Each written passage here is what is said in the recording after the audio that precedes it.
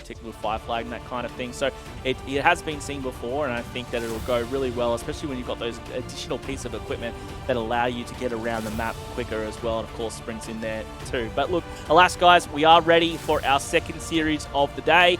IDOLIZE versus Carbon. We're in the lower bracket. One of these teams are gonna get sent pack, and Justin, take us into the game. Yeah, and we've got Square on time for his game, and he's putting some nice shots down there with his battle rifle, not taking any damage himself either, so good use of cover as he rotates, trying to get some fresh angles here. The power-ups down below, does look like one of his teammates managed to scoop that up. The overshield slamming onto his chest right away, deciding to utilize that straight away, Hoots. Yeah, absolutely, and I think that's probably what we are going to see going forward at the start, at least. That especially in a frantic start of the game when there are players everywhere, if you can pick up that overshield, you're best to just pop it in straight away. There is obviously a slight delay in terms of enabling it, so it is best to just chuck that in straight away. We're on board here with Ninjestics now, and he's just trying to clear out the base here and make sure that he can set his team up for a good push through. We see the armor effects and the fire coming at the back, which is something new and infinite in itself. But I'm really going to be interested to see how the grapple shot plays its part in this, in terms of being able to go for that overshield and that rocket launcher if you have it, without having to go out in the open. To be able to just pull that into you from a safe spot is going to be really, really handy for a lot of players. Yeah, and we highlighted Grandlast Shadow in the pre-game chat, and he's already on 3 kills. No flags pulled just yet, but it does look like the first one might get moving. No, it's Chef defending his base here. All 2 players putting some shots onto him. Chef desperately needs some help, and he's getting collapsed on here. Wrath City not able to connect with his shots, though, and he does go down now, jumping on board with Ninjestics, who is an absolute monster, rocking that Cloud 9 skin, which is just beautiful on that battle rifle. Lots of really interesting angles that he's collecting here. Hiding in the pot plants, just being a little bit of a sneaky beaver there, Hoots. Yeah, absolutely, and he's got this shotty ready for a few surprises if he can pop up and find someone. Unfortunately not. I think his OS is going to be popping pretty soon, so potentially getting in a position to start making a play for that. One thing that we should discuss as well is that in terms of running the flag, you've got so many choices, not just in terms of the routes that you take to actually bring that back to your base, but there's always the dilemma of, do I sprint and show up on the map and have the indicator popping up? Do you choose to run it by dropping it, getting that extra speed boost in between juggling the flag in front of you, or do you just hold it and go for a stealth pull? All those different things, and I guess it's a different situation each time that you make that determination of what you do, whether it's you've got all 4 down and you can just absolutely commando it straight down the middle. But it looks like we're finally going to have a flag pull here coming through from Carbon, and there looks like they're going to take it up through the tree and go straight across through bottom mid. So this is a pretty audacious flag run at the get-go. You can see juggling it there, but we also have a flag pull on the other side as well. So IDOLIZE has managed to pull as well. We have both flags down in the middle, so this could actually turn out that too much emphasis was put from Carbon onto that flag pull, but as I say that, they are 3 down, so they're going to need all 4 down now actually. So we've got IDOLIZE now in a perfect opportunity to put this flag in if they can get it back. They just need to get the return. There it is, bang, IDOLIZE up 1-0. Yeah, 1 on the board for IDOLIZE, and it was just chaos down there for a minute, but that's the nature of a new game. All those flag routes and the meta of how to play this map hasn't really been decided yet. It is so fresh, and myself, I'm looking for some tips of where I need to be running this flag, because I seem to be struggling a little bit on myself. Now we're on board with Grandlast Shadow. He hasn't done a lot since his hot start with those 3 kills, pushing over into the base. He's going to get a sneaky little pull here, deciding to hold it onto him, so that's not going to reveal himself on the enemy's map, and he's just going to be a little sneaky beaver, and it's going to be another flag joust. And look at this, Grandlast Shadow goes in for the pounce, gets the trade, so those flags are going to stop there, and that little cubby in the corner, that's just ripe nade potential there, Hoot, so it's just going to be raining fire in a second. So both times we've seen flag pulls, it's actually been both teams pulling flags at the exact same time. So often what you expect to see is that one team will push into a base, get 3 or 4 dead, and then go for a flag pull, whereas both times it's both teams being alive on opposite sides of the map pulling flags.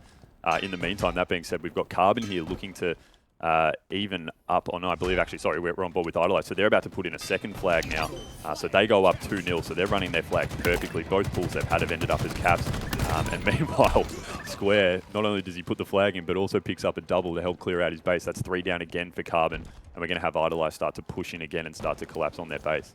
Yeah, Square really doing it all, defending the flag, throwing him in, getting caps on the board. I'm just looking a little bit on the scoreboard here, and we have Flex Reigns with 14 kills, going absolutely massive. He's on pace for a 20 bomb. We've seen a lot of 20 bombs today, Hoots, and I'm all for it. Gives us something to talk about, and FlexRain's really showing up for his squad and really proving that he's hungry to perform in Halo Infinite.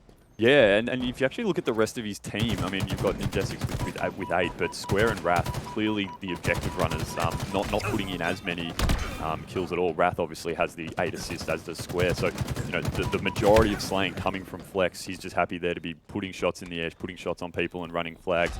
And it looks like here we're running another flag with Square through, trying to go through bottom mid. Unfortunately, he's shut down there, and don't know if much is going to be made of that flag cap. No, we'll probably see that one return, and both teams will reset. Now on board with Ninjestics. He finds himself. Pandora is just hanging around bottom mid there. That power weapon there, not on the spawn, so I have to watch out for that when that comes out, because the new addition to the sandbox certainly changes things up quite a lot. And there we go, double kill for Ninjestics. More kills on the board for him as he approaches into the double digits. Godsey there for a third if he wants it. Cautiously trying to stay alive here, which is good. Or the nade comes in and flashing shields, and he's assigning the back down a little bit there, Hoots. And he's at a really critical point on the map where he's just at that precipice of pushing into the enemy base, and he was playing very patiently. Great stuff to see. So Square is clearly happy to be the objective runner on this team. He's pretty much at every flag pool. He's the only one who's put the flags in. His slight fumble there, unfortunately. But look, it's like we spoke about before. When one team pulls a flag, the other does it as well. You obviously need that flag at home to score. So sometimes when you know your flag's being pulled and is about to be captured, if you're in a position to even just waste a little bit of the other team's time by pulling their flag, making them force a return before capping, it's the way to go. But we're going to see potentially a bit of a standoff here as we have both flags heading back to their opposing bases. Although it does look like IDOLIZE are in a position now to get this return. And I think, did it go back? No, it did. It did return, I think. So we might be in a position to see another cap here. Yeah, and in a flag standoff, it's always interesting to see how players coordinate around it, and it does look like that flag has been returned. Or are we? No, it hasn't. No, we're still in a standoff, and I love a flag standoff because it can really slow down the maps and gives the teams an opportunity to get their communication and really coordinate themselves and decide on just how they want to push. And when you're in a flag standoff, I really think that it shows just who's here to play and who has the best teamwork.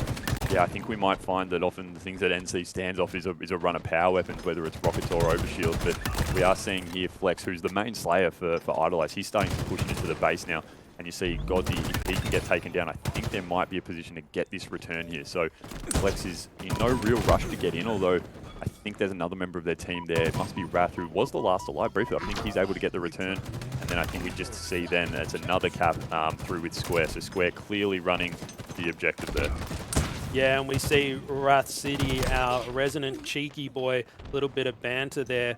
Unexpected item in bagging area, and another flag on the board for Carbon there. No, for IDOLIZE, sorry. They're really starting to run away with this one, Hoots. And, you know, there's still plenty of time. We touched about it in the pre-game. It's first to 5, so there's plenty of opportunities left for Carbon to bring this one back. And there we just saw a bit of a delay in putting in the OS, but sees a player in front of him, chucks that OS in and then gets to work. So, you know, you do run that risk of potentially trying to put it in, but it's too late and you're misusing the power up. But he timed it perfectly then, and we're going to see another run here. This time Rat City just throwing it out and trying to be a bit of a nuisance as he starts to figure out which way do you want to run it, because that's one thing you need to consider as well. You pull a flag, sometimes it's better to actually hold off a little bit before committing and hearing your teammates saying, okay, this way is clear, we should run it this way. You see Wrath did it, then he tossed it out, stayed in the base and waited a little bit, but then chose to run it down this right side through the alleys.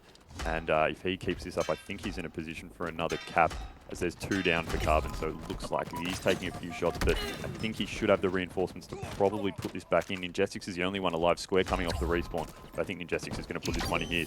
4-0, just one more cap needed for IDOLIZE. But it doesn't feel like Carbon is getting spanked across the board. You look at the scoreboard, you look at the kills, and yes, IDOLIZE is clearly in front, but they've been able to make some flag pulls themselves, Carbon. And actually get it a decent length of the base. They just haven't been able to put it in at the end, and that's the main thing that matters, obviously.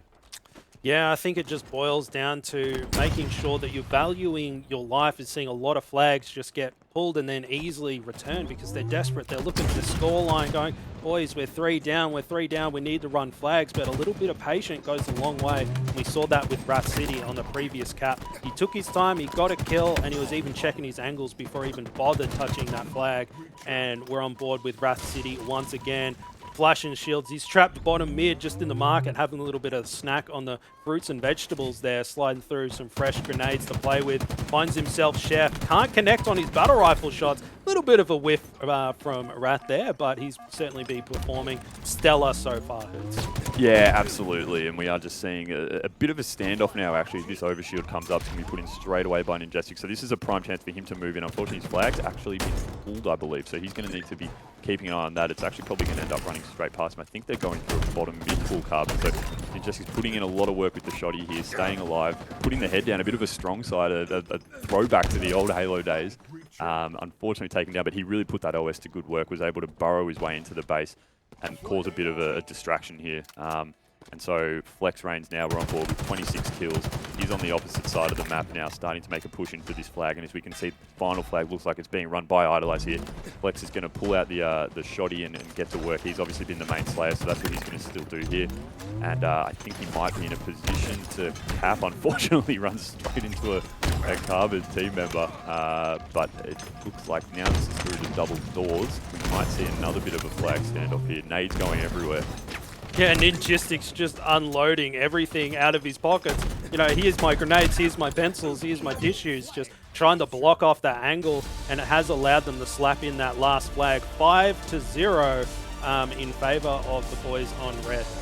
Yeah, look, a pretty comprehensive victory there from the scoreboard point of view in terms of flag caps, slays as well, but it did feel relatively closer than the scoreboard actually reflected, I felt. I don't know if you felt the same way, Justin.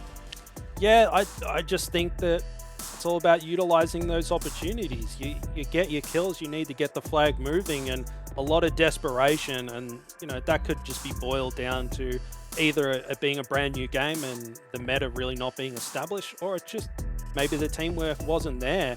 But the boys managed to tear away from that one, 5-0, and certainly a massive outslay with Flex Reigns 2 off that 30 bomb. He's going to be kicking himself a little bit on that, but look at that, only 2 assists. So he's missed the plow.